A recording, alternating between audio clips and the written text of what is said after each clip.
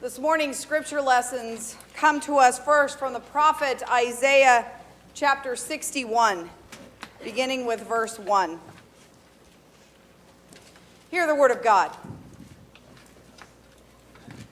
The Spirit of the sovereign Lord is on me, because the Lord has anointed me to preach good news to the poor.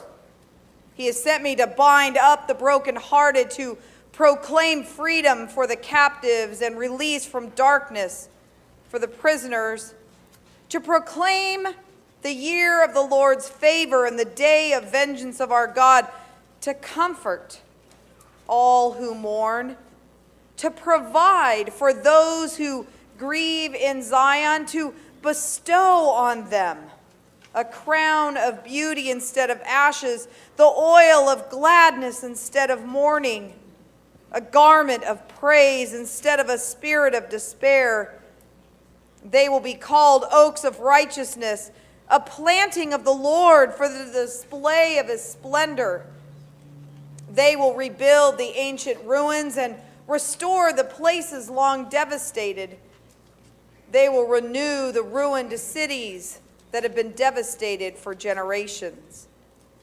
For I, the Lord, love justice. I hate robbery and iniquity. In my faithfulness I will reward them and make an everlasting covenant with them. Their descendants will be known among the nations and their offspring among the peoples. All who see them will acknowledge that they are the people the Lord has blessed. I delight greatly in the Lord. My soul rejoices in my God, for he has clothed me with garments of salvation and arrayed me in a robe of righteousness. As a bridegroom adorns his head like a priest, and as a bride adorns herself with jewels. For as the soil makes the sprout come up, and a garden causes seeds to grow, so the sovereign Lord will make righteousness and praise spring up before all nations. And following in the first book of Thessalonians, chapter 5, beginning with verse 16, Paul says this: Be joyful always, pray continually, give thanks in all circumstances, for this is God's will for you in Christ Jesus. Do not put out the Spirit's fire. Do not treat prophecies with contempt. Test everything. Hold on to the good. Avoid every kind of evil. May God himself, the God of peace, sanctify you through and through. May your whole spirit, soul, and body be kept blameless at the coming of our Lord Jesus Christ. The one who calls you is faithful, and he will do it. This is the word of the Lord. Thanks be to God.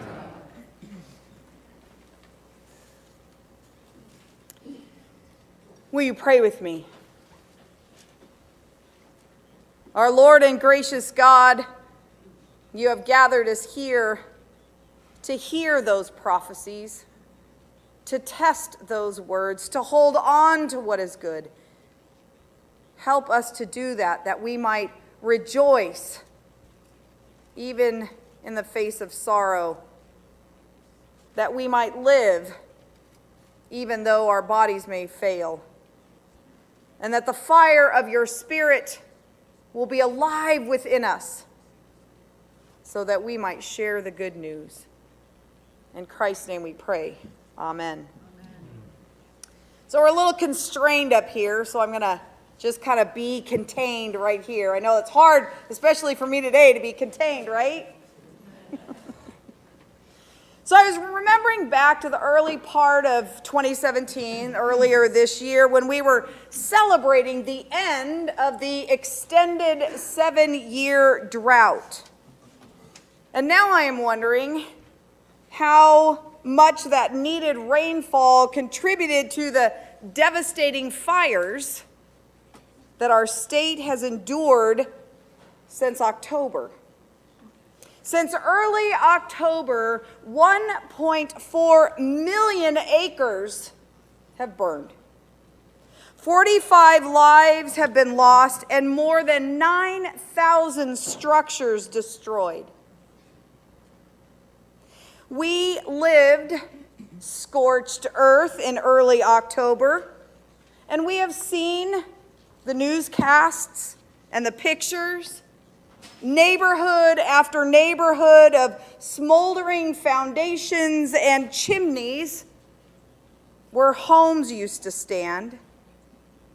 Residents returning with boxes, hoping to find something in the rubble worth saving, picking through those charred remains.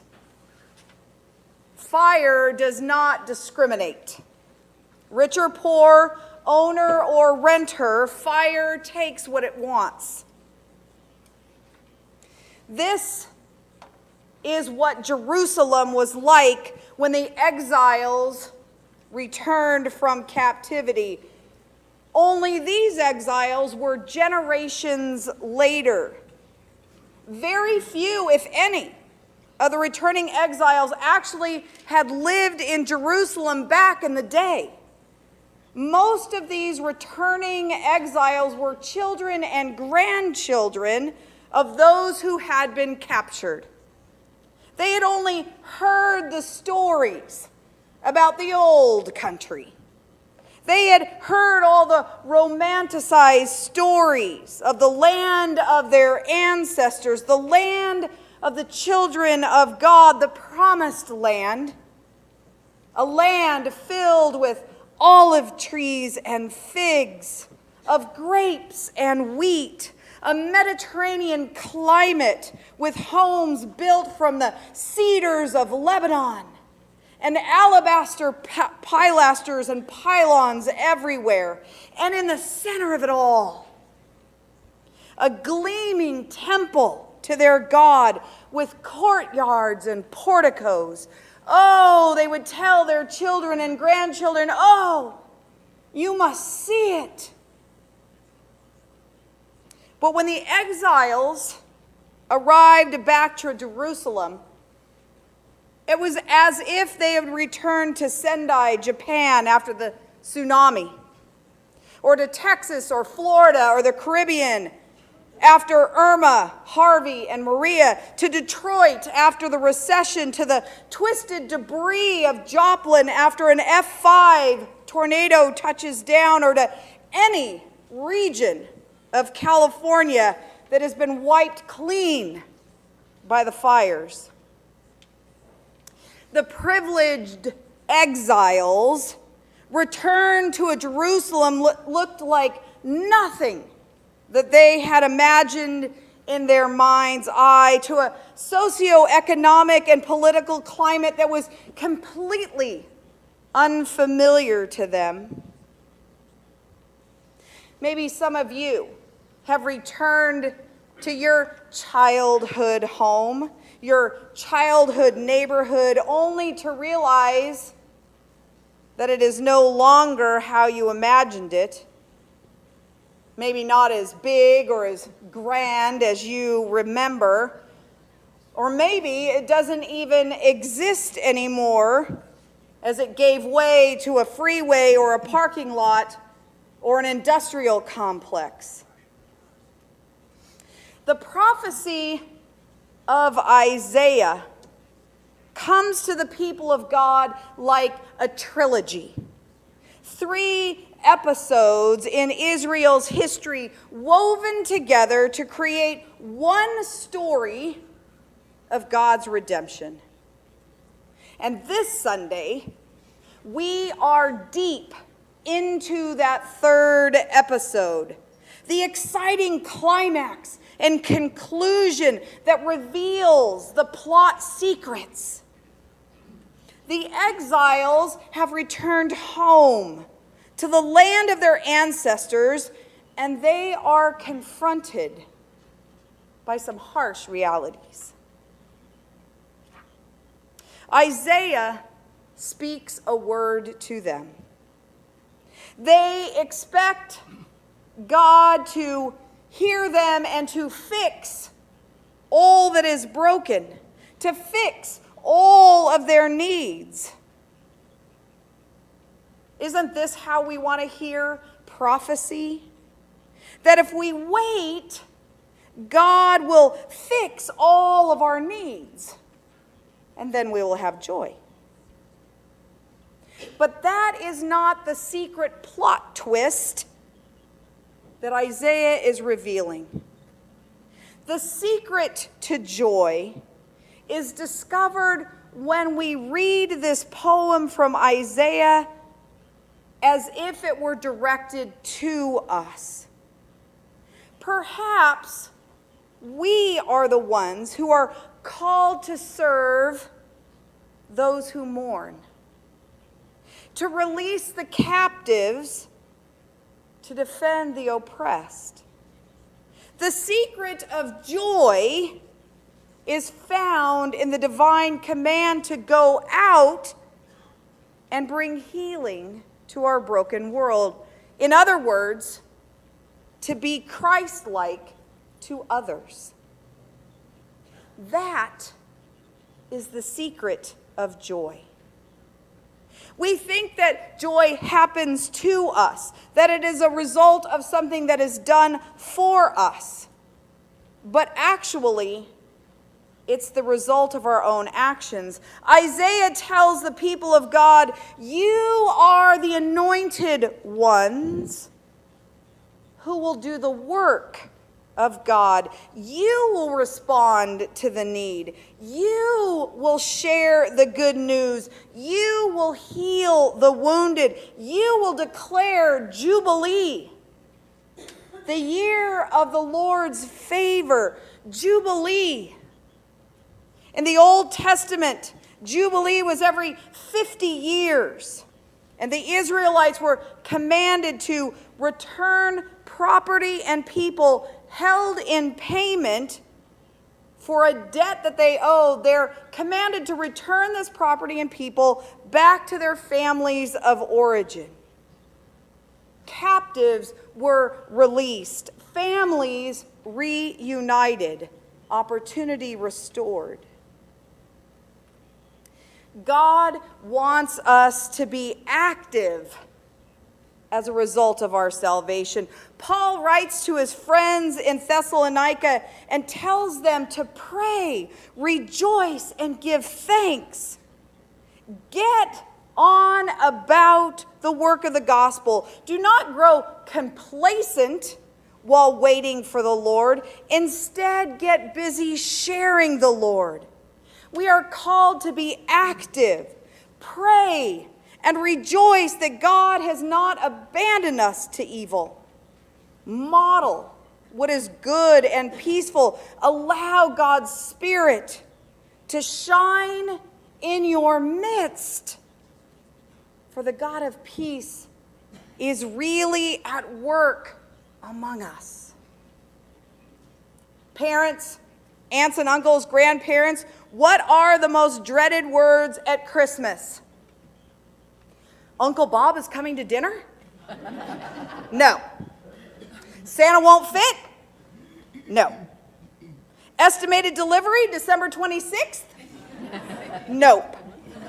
The most dreaded words at Christmas are some assembly required. Some assembly required.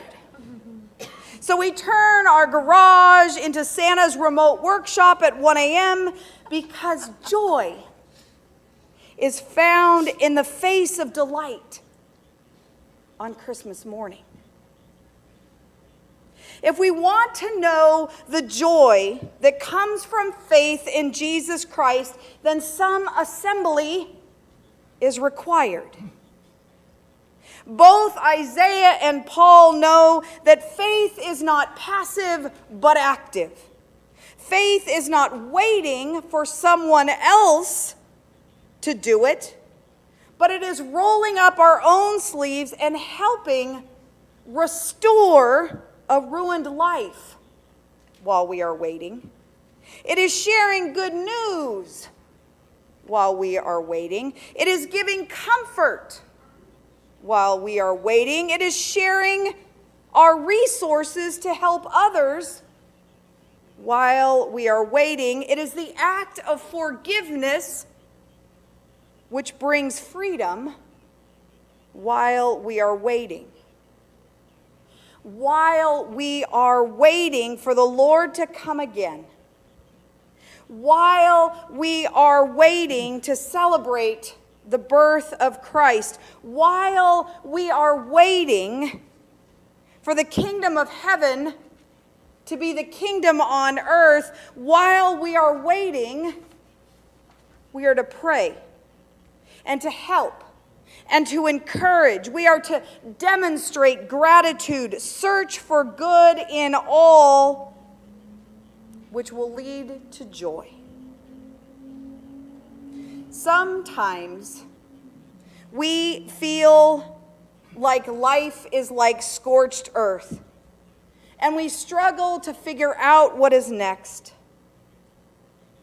We are sometimes tempted to give up, to give in, to remain passive, waiting for someone else to fix our problems, to rebuild our lives. But the secret to joy is action. The secret to joy is what we do for others. Open up your faith, and you will find joy. Amen.